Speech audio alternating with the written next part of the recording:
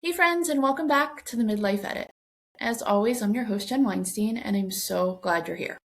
Okay, I have to tell you, today's guest is one of those people where when you finish a conversation, you just kind of like sit there for a minute. Like, dang. My guest today is Ellen Baker. She's a novelist. You may have heard of The Hidden Life of Cecily Larson. And real quick, I have to pause here and say, I called it The Secret Life of Cecily Larson at the end of this episode on my own podcast while talking to the author, to her face.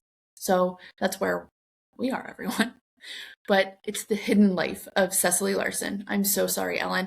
And I promise I've read almost the whole book now. I'm devouring it and can't put it down. So at least I have that going for me, right? But she's also the founder of the Next Chapter Studio, where she coaches women through reinvention using the same tools that she uses to build her fictional characters. Yeah, you heard it right. She literally helps women rewrite your own story. And given that her own story includes a 2-book deal with Random House at the age of 30, and then a pretty dramatic life haul after that, and then a full comeback that has readers absolutely losing their minds over her books, she's absolutely earned the right to talk about reinvention. We get into identity, why so many of us feel like we have to burn everything down to change anything, what it actually looks like to rewrite a limiting belief, and what it means to become the author of your own life, not just a character who things happen to. Plus, she's got a new book, Summerland Cove, dropping June 2nd. And honestly, after this conversation, you're going to go out and pre-order it immediately. I know that you are. So this one is so good, you guys. Let's get into it. Ellen Baker, welcome to the Midlife Edit. Thank you so much for having me, Jen. I'm so happy to be here. I'm so excited too, because we have a lot to talk about today. But first, we're going to dive right in to talk about you. You had early success, right? You were a novelist with Random House, but then things changed and your life shifted and you experienced divorce and rejections and major life changes, but eventually came back to publishing, and not just like came back, like you crushed it in a huge way. So looking back now, what did that teach you about identity? So many things. I think the main thing as I reflect on it is that when I experienced the success in the beginning, when I was 30 years old and I got this 2-book contract with Random House, which was literally a dream come true. I had always wanted to be a writer. So I was so excited. And yet at the same time, there was this part of me that was having such a hard time accepting success, accepting visibility. And I had this idea of myself that I didn't realize, but it was very much like, you're supposed to be quiet. You're supposed to be this small town Midwestern girl. You're supposed to live a very traditional life. And boy, all of a sudden something was happening that just did not fit with anything that I understood to be true about myself. And as I look back now on it, it's 20 years ago now, it's like I can see that the reasons why I ended up sort of blowing up my life and getting divorced and moving from Minnesota to Maine really was because I couldn't align the parts of my identity that I needed to align. I couldn't figure out how I was going to be a novelist at the level I wanted to be while also being who I thought I was. And so over the years, I've learned how to align those pieces, and that's really the crux of what I work on with clients now too. That's amazing because I hear it all the time. I talk to guests about it, and just from everywhere you hear, oh, we have to stay small, we have to be quiet, this is what we're supposed to do. And now it's like when I meet people like you and these women who are just doing the thing and, like you said, blowing up their life for themselves, it's so inspiring. And it's just like, yes, we can do that because that's what we're here to do. So let's get to the blowing up your life, because you talk a lot about reinvention with burning everything down, is the quote that I have. Why do so many women, including yourself in this time, feel like those are the only two options? Like you're going to either have to burn everything down or you have to stay in the normal where you're supposed to stay. Yeah. Well, I think certainly for me, when I made the decision to leave the life I had and strike out and move across country and see what else I could find out there, it was that I couldn't figure out how to change within the the system that I already had within the life I already had. And now as a coach, I think of it as a structure, like literally as if we're all living inside a building that we've made, and it's made of these beliefs, which are so confining in certain ways. And for me, it was those, well, this is the kind of wife I need to be. And if I can't be that kind of wife, I can't be a wife. Like I just I couldn't figure it out. But I think what I have learned over time with perspective of years and all the mistakes I made going through this process of reinventing myself and then helping clients with the process of reinvention is that there is a way to gradually go about the changes that you need to make. And instead of like blowing up the building that is your life, you can sort of like make an architectural plan and maybe add something on, add some more windows, like add some more doors, add a way of so that you don't have to destroy anything, but you can just gradually do it. And this comes just by building out your beliefs and saying, well, this is a belief that's keeping me inside this small structure. And if I change that belief, and sometimes it's just a very small little edit, like changing one word about what I believe to be true about myself, that allows you to then add on that room, open that window and say like, I'm still fine in here, but now I can see a different vantage point. I can act a little bit differently. And then every time you act from the new identity, you create different results. And then you're able to see that life is able to change and things don't have to all fall apart. Love that analogy. I've never heard of it like that, but I love that. That's adding on to a building. Why not? Or windows, because that's another thing. You don't want to be closed in a box. So before we get into the work that you're doing with clients and your new company that you founded, I want to talk a little bit about your novels, because I started reading, and I just, full transparency, I haven't finished it yet. But the Hidden Life of Cecily Larson is one that you really took off with in 2024. I think that you had some really, really huge success. I will tell you, as somebody who goes in reading ruts, because I'll read a lot and then I'll get in a rut. It takes a book that hooks me in right away to get me back, and the way that you write is one of those hooks. Like, it was the first couple pages, I was like, okay, I can do this. I don't know what the style of writing is that you do, but whatever that is, it like hooked me in. So I'm about halfway through. Love it. I love the whole idea behind it. It's super exciting. Like, I don't want to put it, I want to know what's next, but I want to know, without spoilers, what drew you to Cecily as a character? Oh, thank you so much. Thanks for picking up my book. That means a lot. And I'm so glad you're enjoying it. Yeah, Cecily was born out of a desire to explore what it would be like, not only to well, it really is about reinvention. I mean, Cecily reinvents herself many times throughout the story, and in particular, she tries to leave her past behind. And I think, curious about that question of like, is it really possible to leave your past behind? Can you create a life where you're separate from who you used to be? And she actually, without spoiling it, she does a pretty good job of that for quite a long time. And then the book is about what happens when her secrets finally come out after 70 years, and it changes everything. And she's 95 years old. But I think I always have been, of course, with the story of my own life and then the stories I write, I'm interested in this idea of how attached are we to the selves that we are, the selves we create, because we create ourselves in a way, the way that an author creates a character. We don't feel like we have a lot of choice sometimes. And that's what I've been playing with in my own life too, is, how much choice do I have here? Who do I get to choose to be, and who do I need to be? And who am I in my core, in my soul? So Cecily really is an exploration of all of that. And I loved writing her story because she's very spunky. She's very, she's a circus star when she's young, and she's a bareback rider. She's the star of the show. And of course, for me, being a very shy introvert who never would have done that in a million years, it's kind of fun as a fiction writer. You get to just pretend. So I studied up on how do you learn to be a bareback rider, and what would it be like to be a child in the circus in the 1920s. So I love transporting myself and then the reader into other lives like that.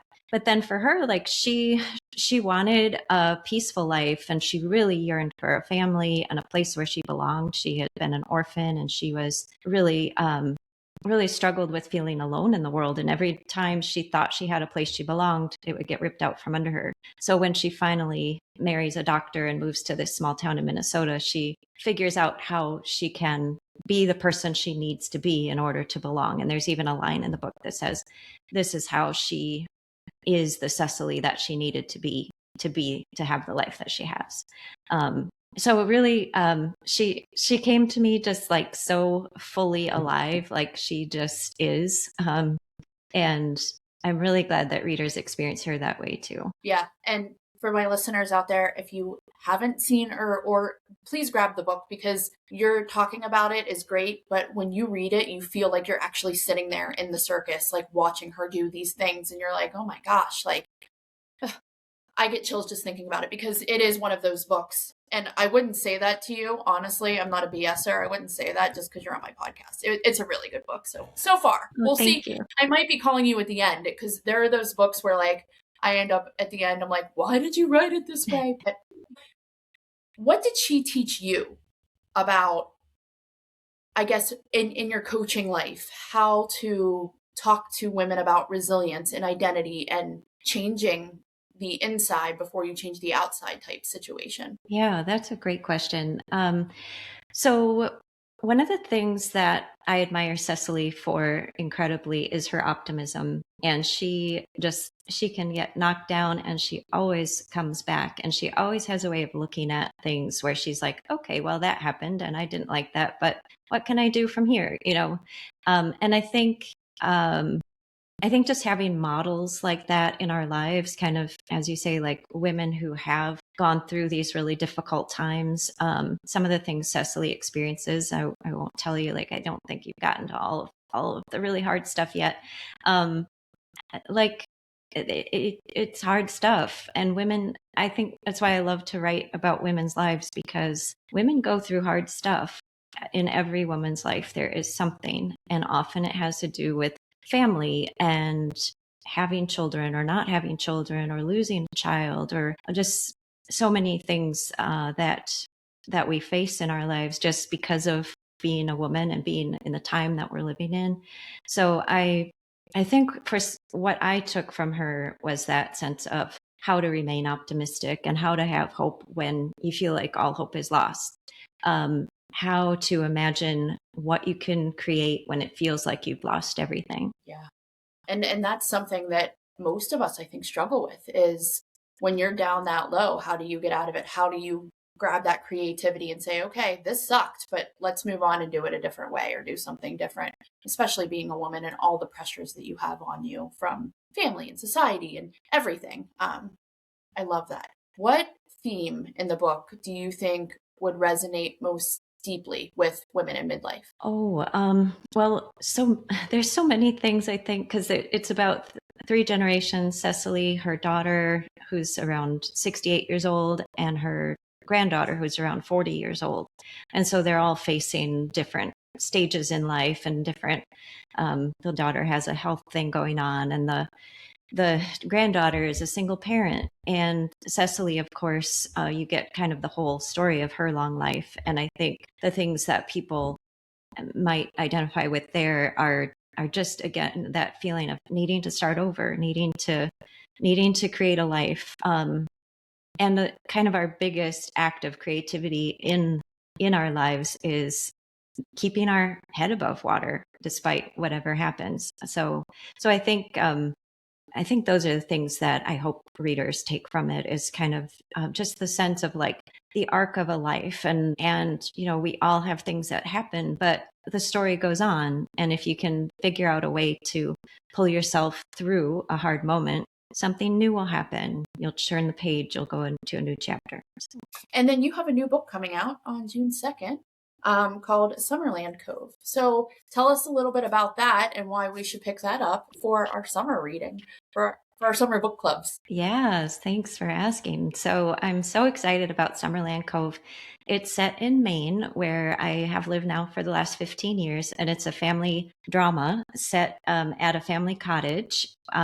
the main character, Lindy, is 48, and she has planned the summer of a lifetime. She's got her husband, David's 50th birthday, her parents' 50th anniversary, and her daughter Haley's wedding. And this is supposed to be 3 weeks in a row. She's just been working her butt off, getting all this stuff ready to go and perfect.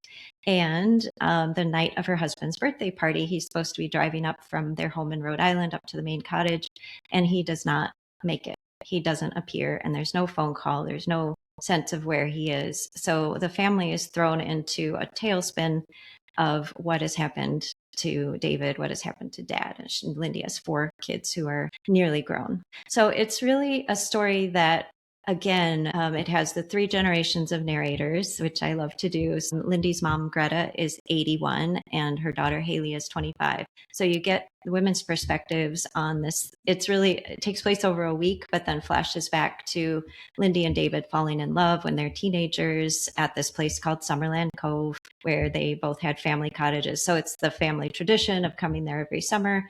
And so you get the back and forth in time and this mystery unfolding of where David is, and real atmospheric main story, and really focused on themes again of women's lives and midlife, and aging parents and parenting kids who are transitioning into adulthood, and all the pressures, and like, who am I now that my kids are grown or almost grown, and what am I going to do, and who is this person I've been married to for 25 years who I no longer know and have no idea if he had gone somewhere where he would go. So all kinds of themes, I think, that will resonate for people at our stage of life. 100%. Like everything you said there is just like, oh, okay. Like somebody somewhere has all of these going on, or one or the other. Well, that comes out in June. So I'm so excited for that one.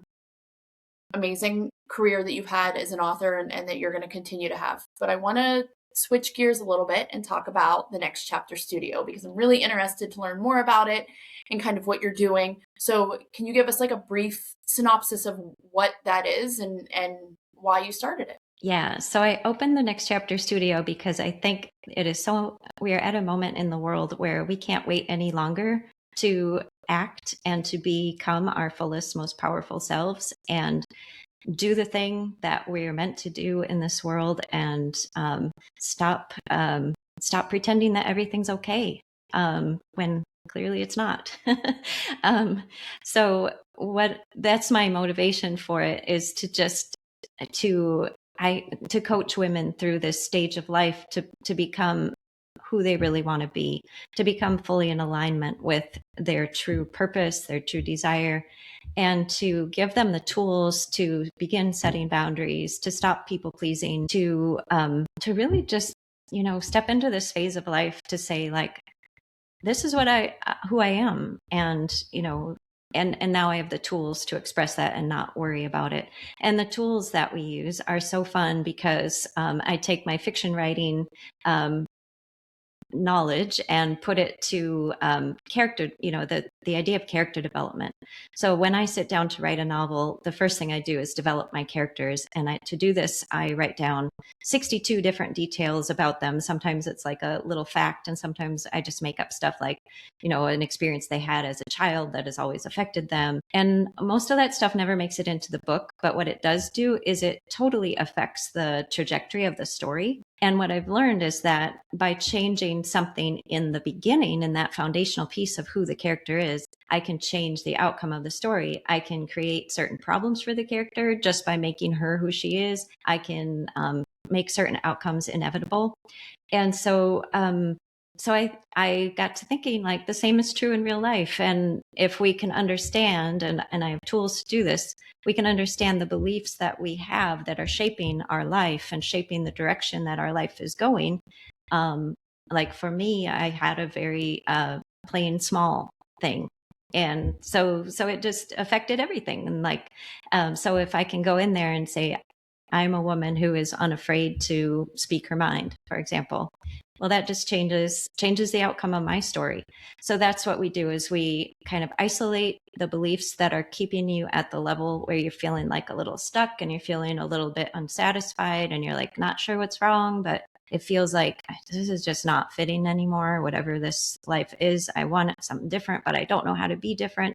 This is a tool that's real easy to go in and just be like, oh, this is the belief that I have that's causing me to respond in this way to situations. It's causing me to think as big as I'm thinking and no bigger, that kind of thing. And then once you rewrite those beliefs, it kind of naturally changes your outcomes because it changes your behavior when you start acting from a new identity.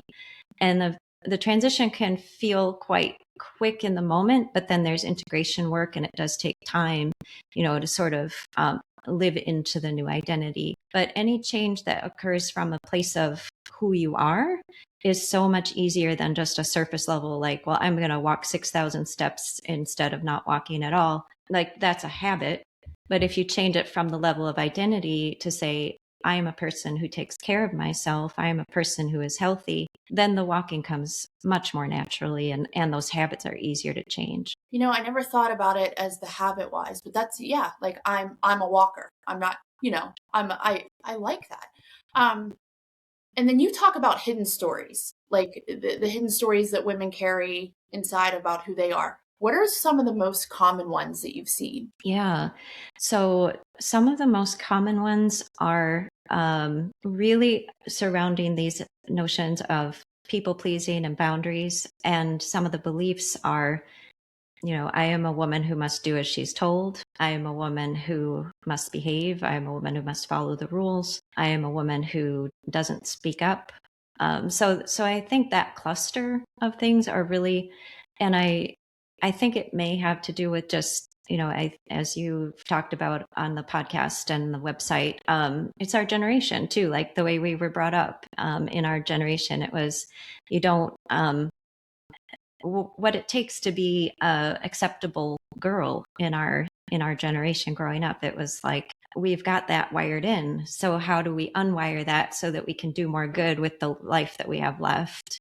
Not that we haven't done good to this point. I don't mean that, but to expand our possibilities and our capacities to the level that will make us satisfied is really the point. And to become fully expressed instead of feeling like you're holding back. You said something there, the word to make us satisfied. I think that is, personally, that's something that I've struggled with because it's usually about making sure that everybody else is satisfied, right? They're taken care of. They're not mad at me. They're happy. It doesn't matter about my satisfaction. So that's something that personally I'm digging into in my midlife years is, okay, they're good. How do I become good? How do I become happy? And I just putting it in a way as a character, I think is just so much easier for people to understand because it's not like you're doing something wrong. And I think a lot of us think when we reinvent ourselves or blow up our whole lives or whatever in the eyes of somebody else, we're doing something wrong. But really, we're just taking care of ourselves, which should be the priority, right? Do you think that midlife is actually the time where a lot of us as women find ourselves because of all of the things that you just said, right? The way we were grown up, the way we were taught to do things. And then, even if motherhood isn't a thing, in your 20s and 30s, you're still trying to find a way to take care of somebody else. That's what we're supposed to do as women.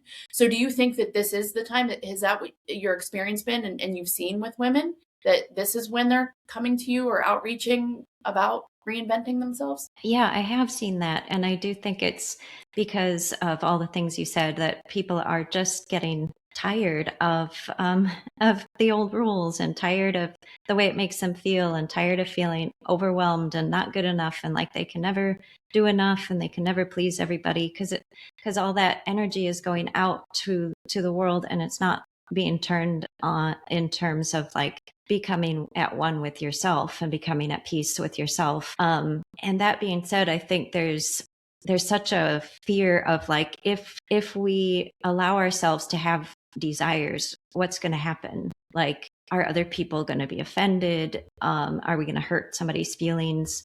And I think like my way of working with people is very gentle because I also believe strongly in balancing one's own desires with compassion and empathy for other people.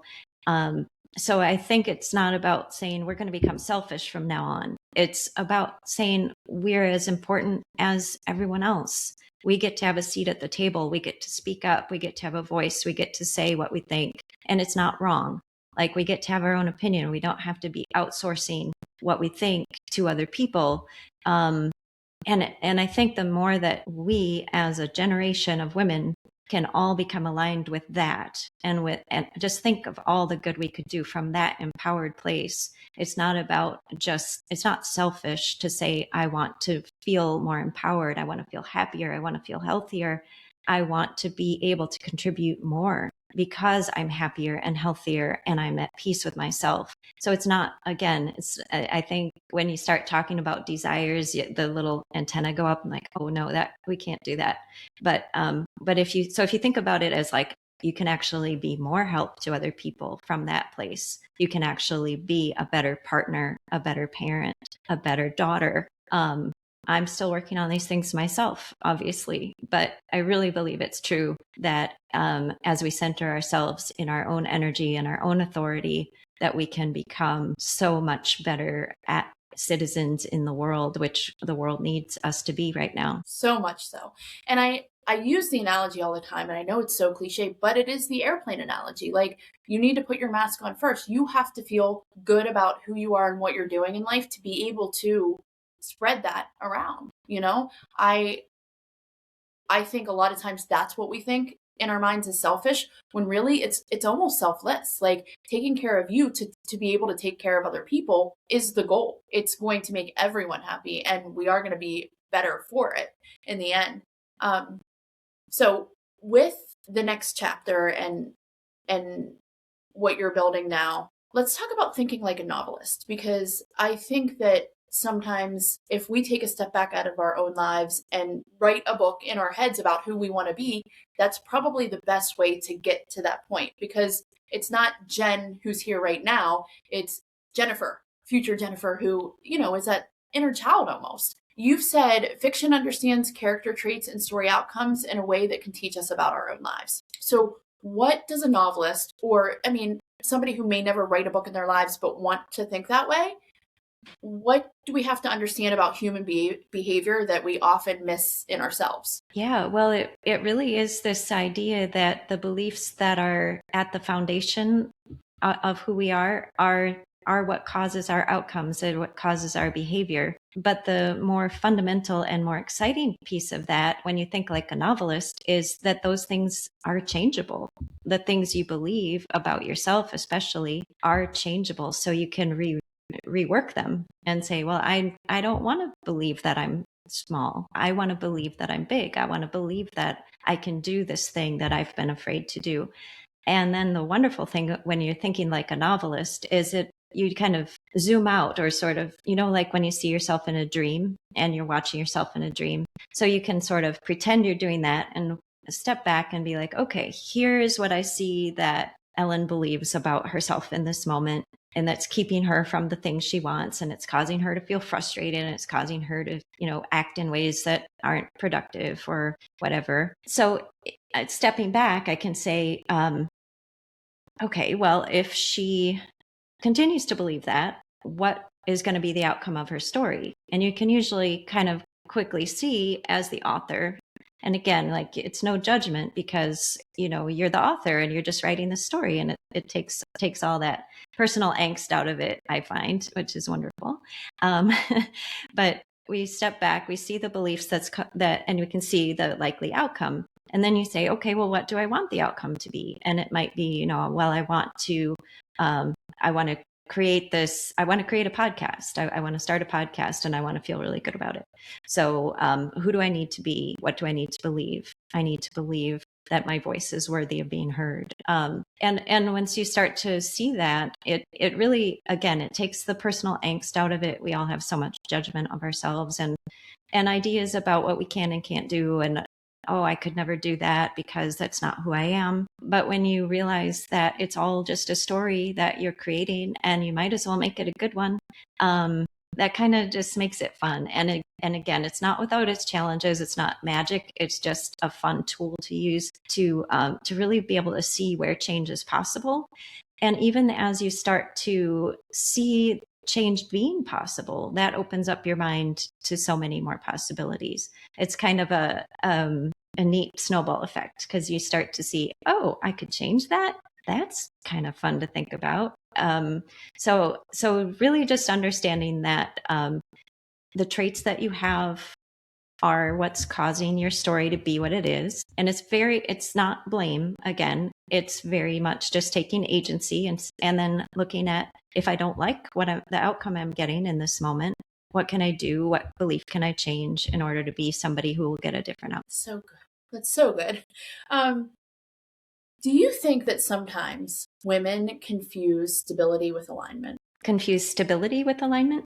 Yeah, like I'm going to stay here, whether it's in this marriage or in this job or whatever, because it's stable. But in their minds, they think they're aligned with it. They're just afraid of not having the stability or turning that into kind of like, I'm not aligned with this right now, so I need to go this way. And it may be unstable, but they're kind of sticking with the stable part because that's who they think they should be. Yeah, I'm sure that may be true in some cases. And I think with the cue to figuring out if that might be going on for you might be to look for cues from your body. If you get a lot of headaches, which I used to do, if you are exhausted and can never feel rested. Of course, a lot of us have sleep issues too, but Menopause aside, yeah. right.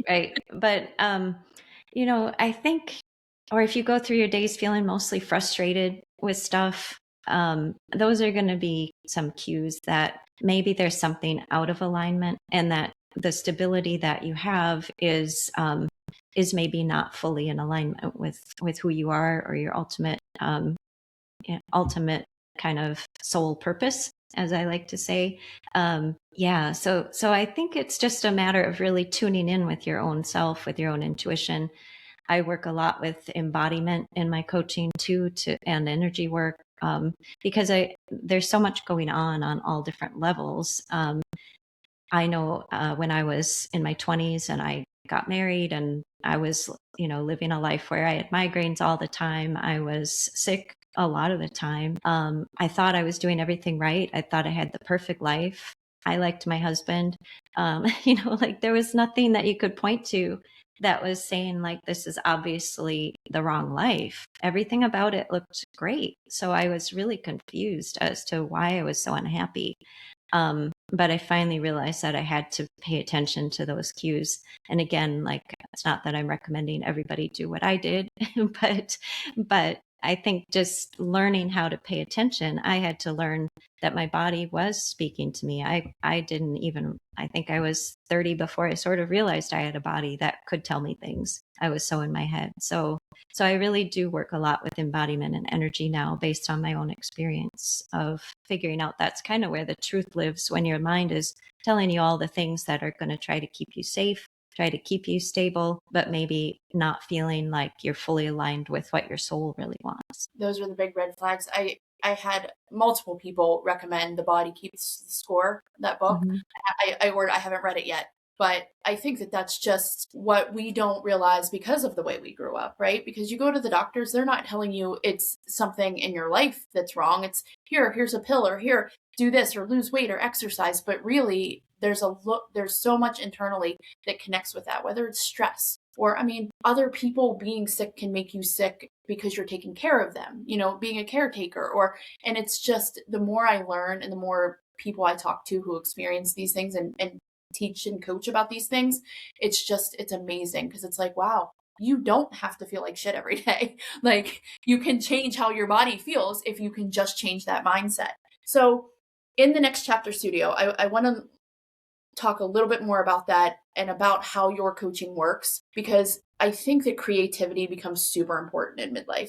There's been years where we've kind of pushed it aside for a career or to raise children or whatever it is, that we didn't get that creativity. And now mine comes out in the most ADHD ways. Like I'll decide I'm going to go start making my own clothes and buy a sewing machine, or this podcast has been the only consistent creative thing that I've done. But how do you work along with your clients with the creativity part of it to find out who they do want to be? Well, the first thing that clients do once they step inside the Next Chapter studio is there's a short course called Enough from Meeting the Standard to Authoring the Direction. And this is an embodiment practice that takes you from outsourcing your authority wherever you have been outsourcing it and moving into being what I like to call the author of your own life. And just that transformation is huge. It's again an embodiment practice. It then we use visualization to ground it in, because once you start kind of rehearsing that belief, I am the author of my own life. Like every time even I say it to myself, it just feels so good. Like, oh, I get to decide. Like, because I think so many of us over the years have outsourced so many of our decisions, or we feel like, well, I do this because I have to do it. But changing the I have to I choose to is huge. So that's the first thing we do is change to the perspective of I am the author of my own life. And then there's a method that you learn called the identity rewrite method. And that is a process you can use anytime you're feeling frustrated or stuck, and to go through and unearth that belief that's causing you to feel those things, figure out your outcome that you want, and then sort of rewrite the belief. So it's a reusable tool that you can use throughout your day, throughout your life. And then you start to figure out sort of whether it's a conglomeration of beliefs and you want to create like a character and give that character a name. And then in your head, you're kind of like, okay, well, she wouldn't do that right now. So I'm not going to do that. I'm going to do what she would do. And that makes transformation so much easier. That sense of, well, I know what this character who I want to be would do. So I'm going to do that. And it's not me doing it. It's my character. Yeah. It's really fun in that respect, and again takes some of the angst out of everything. So it's an ongoing practice and can be used again kind of at the micro level to rewrite small beliefs, and at the macro level to kind of put those together into a constellation of who is it that I want to be moving into my next chapter. And then we have calls where we work through things, and I do coaching on the calls, and there's community support, and it's just wonderful. That sounds so exciting, because for the longest time, and again, I go back to it every time, but things have changed so much in society and how we've grown up. For the longest time, a lot of practices like that, even back to like even just a yoga practice, have been told that it's woo woo, and it's that's not real life, and you can't manifest what you want, or you can't turn into who you want. This is your path, and this is how you're supposed to go. And the fact that there's so many people proving that wrong is just like, okay, you've got to stop that belief right now, because you can get what you want, and you can design this character who you can become. And that's just really exciting for women like me who have been stuck in this mode of, well, this is what I was supposed to be, and this is how I'm supposed to be doing it, so I'm just going to do it that way. And maybe someday I'll be happy to, no, I can go after and get what I want and not hurt anybody, but still be who I want to be. And that to me is true reinvention, right? It's not, I'm not becoming, I'm not dressing differently or acting differently. It's internal reinvention that I'm really seeking. And I think that doing something like your coaching program would really push somebody who is on that level of, oh, is it woo woo? Oh no, I can do this. This is great. Do you think, or do you find that women underestimate the small edits? Because again, we've talked about, burning your life down or making these huge changes, but you've also talked about the small little things.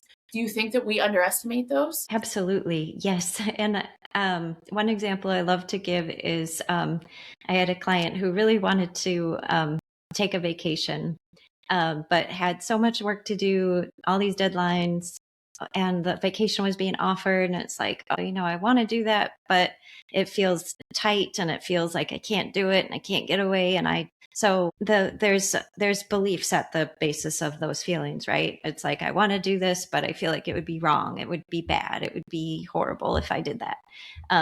So when you go in and like look at, okay, what are the beliefs at the basis of those feelings? And it's like, I'm a woman who who values hard work. Now, there's absolutely nothing wrong with valuing hard work. Hard work is great. I work hard myself.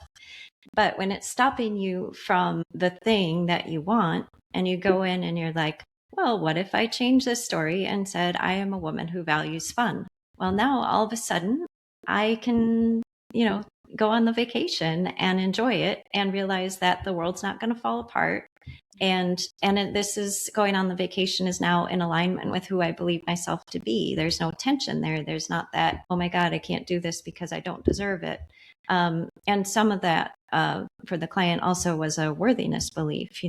When we feel like we have to prove ourselves before we get to take the trip, or we have to deliver for everybody else before we get to take one moment for ourselves. All of that is that proving behavior, which is kind of my specialty, I think, as a coach, because I am very well versed in that myself. And I've worked my way through learning how to take the breath before I move on to continue with my work, and to change work from, trying to prove something to somebody, to just being like, this is work I choose to do. This is who I am and my work in the world, but the place where it comes from is very different. So yeah, the small edit, even a small belief like I'm a woman who values hard work, changing it to I'm a woman who values fun, totally different outcome to the story. Yeah. So along those lines, what is something that you yourself, especially like in midlife and becoming this coach and writing kick-ass books, what has it made you stop apologizing for as a woman? Because as women, we're always saying sorry. I catch myself doing it way too often on things that weren't even my fault. So you talk about boundaries, and I think that kind of goes along with boundaries, but what have you stopped apologizing for? Oh, what a great question. So I have stopped apologizing for my accomplishments. I think that was my big problem when I was 30 and I got that book contract, and it was like, oh, that's bad. You want to be successful, but then the minute you are, it feels wrong, and like, oh, I was too big. I got too big. And it felt that way to me. So I think, and this for me goes way back to childhood, when I was told, it's not polite to be smarter than everyone in the room. This was when I was like in kindergarten, and I could already read and the other kids couldn't. And so I was told, like, well, just don't say anything, like, don't. And that made a big impression on me, because I thought, well, I don't want to offend anybody, and of course I want to have friends and everything like that. So I think I kind of spent my whole life like kind of toning down my my intellect or whatever. And yeah, just I think I'm done with that. I love that. There's so many out there like you. I mean, myself included, to a point where we have been told, don't, it's considered bragging. It's, Mhm. and it's just like, no, it's not. Like, I worked really hard for this. I'm not going to say that I didn't. So I'm not going to apologize for it. I'm proud of myself. And that's a line that's really hard for a lot of women to say too, is I'm proud of me. If you're not proud of me, okay, but I'm proud of me. Yes, Um, absolutely. so we're going to talk about where to find you. I want to know kind of who your ideal client would be. And I don't mean ideal like you're not going to accept a client, but who out there of my listeners listening going, oh my gosh, maybe this is for me. When do I know that it's for me? When do I know that I need to sign up for your programs and your coaching? Yeah. So this is for you if you're feeling like something in your life just doesn't fit anymore. It's a successful life, but you're just not feeling satisfied. You're feeling like constrained in a way, and you're not sure why. And everything looks right from the outside, but something just doesn't feel right, and you don't know why. And so that is where I specialize, where I can really help to kind of get to the bottom of what's causing that dissatisfaction, and how to kind of take agency over it, take authorship over your life, to say you don't need to, again, you don't need to destroy your life, you don't need to burn it down. You just can get in there and kind of do some minor edits and figure out what we can do to make you feel more satisfied and more fulfilled, and moving in the direction that you want your life story to go. So the thing about perimenopause, and I talk all the time and I make jokes about how awful it can be. The silver lining to that is it's part of that the body keeps the score. where there have been times in my life where I look around and I'm like, I have a beautiful life.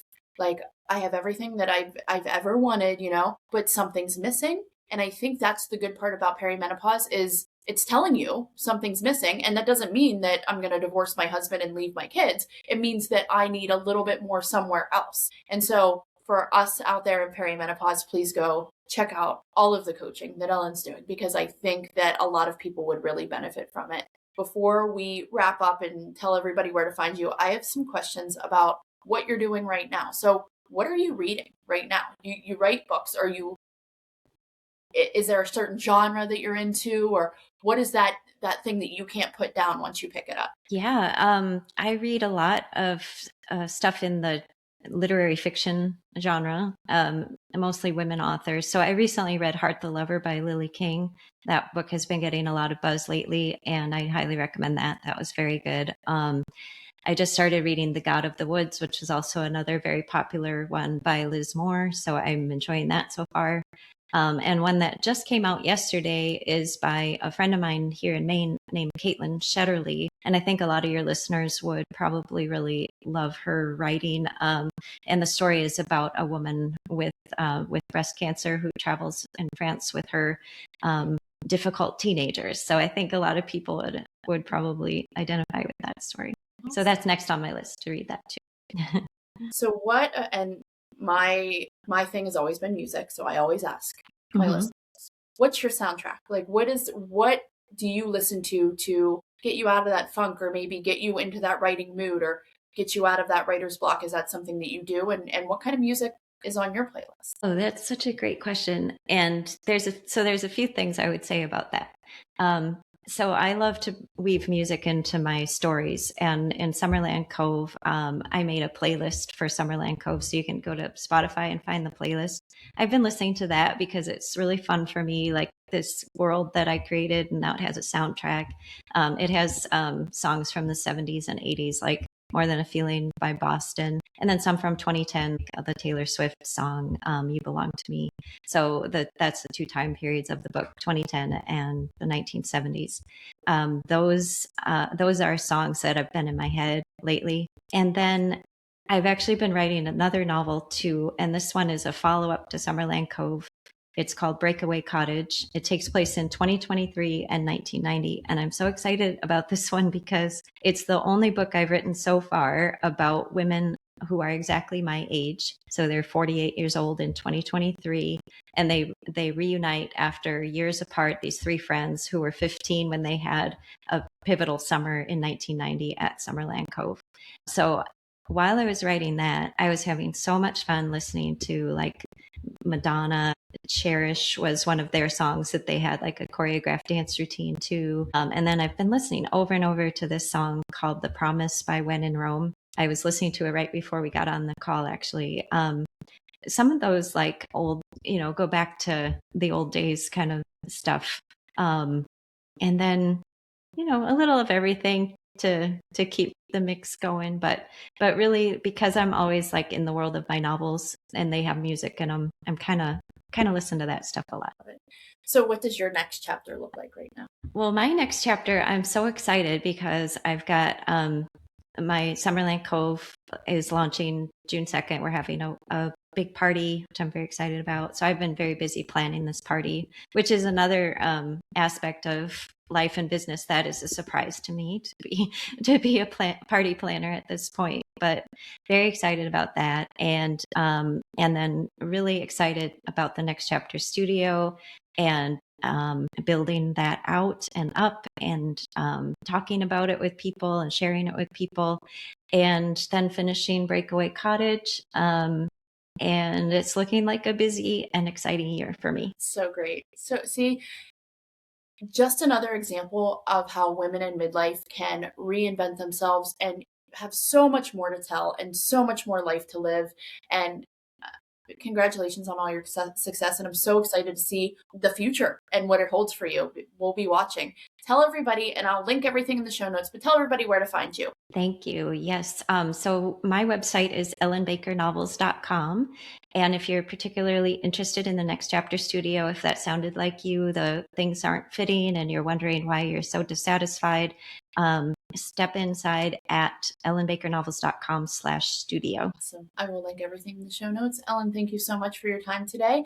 And everyone go out and get, first off, get The Secret Life of Cecily Larson. Start with that one. And then June 2nd, go out and get her new book. We're so excited to read it and see all of the fun things that you do in the future. Well, thank you so much, Jen. It's been such a pleasure to talk to you. Thanks again. I told you it was going to be a good one. That was Ellen Baker. And if you're not already on Amazon or on her website ordering her books, then what are you doing? Get The Hidden Life of Cecily Larson first, and then Summerland Cove drops June 2nd, so pre-order that.